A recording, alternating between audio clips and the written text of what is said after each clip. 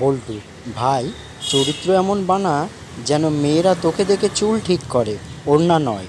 পল্টু: কিন্তু মেয়েরা আমাকে দেখে পার্স, লেডিস মানিব্যাগ লুকাচ্ছে কেন? বল্টু: কারণ তোকে চোরের মতো দেখতে। পল্টু: কি বলিস ভাই, সত্যি নাকি? প্রেমিক: ওগো, আমি কৃষ্ণ আর তুমি রাধা। প্রেমিকা: চাকরি না পেলে আমি তোমার বোন, তুমি আমার দাদা। স্ত্রী: হ্যাঁ গো, আমাকে কি পেতনির মতো দেখতে? আমার চোখ দুটো কি আমড়ার মতো? স্বামী: কই না তো, কী সব যাতা বলছো? স্ত্রী: তাহলে সবাই কেন বলে আমি নাকি তোমার মায়ের মতো দেখতে? স্বামী: শালা কুত্তি।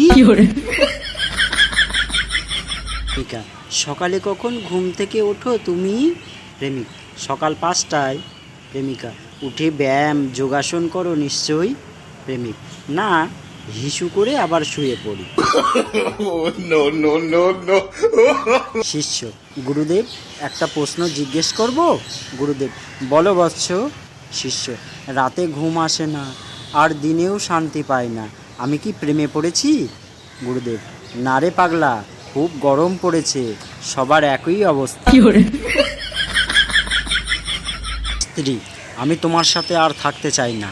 স্বামী: ঝগড়ার সময় ঝগড়াই করো, খুশির কথা বলবে না। স্ত্রী: বিয়ের আগে তো খুব বলতে আমি তোমাকে পাগলের মতো ভালোবাসি, কোথায় গেল এখন সেই পাগলের ভালোবাসা? স্বামী: এখন আমি সুস্থ হয়ে গেছি। ভুল বোঝাবুঝির একটা লিমিট থাকে। এক বান্ধবীকে সরল মনে লিখলাম, তোমার ওখানে গরম কেমন? ওমা, দেখি আমাকে ব্লক করে দিয়েছে। শিক্ষক: হাসপাতাল কি বলো দেখি?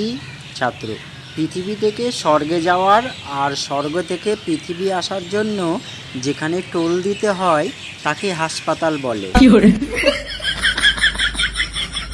আমার প্রিয় ইউটিউব পরিবারের সদস্য সবাইকে জানাই বাংলা হাসির ভাণ্ডারের পক্ষ থেকে অসংখ্য ধন্যবাদ।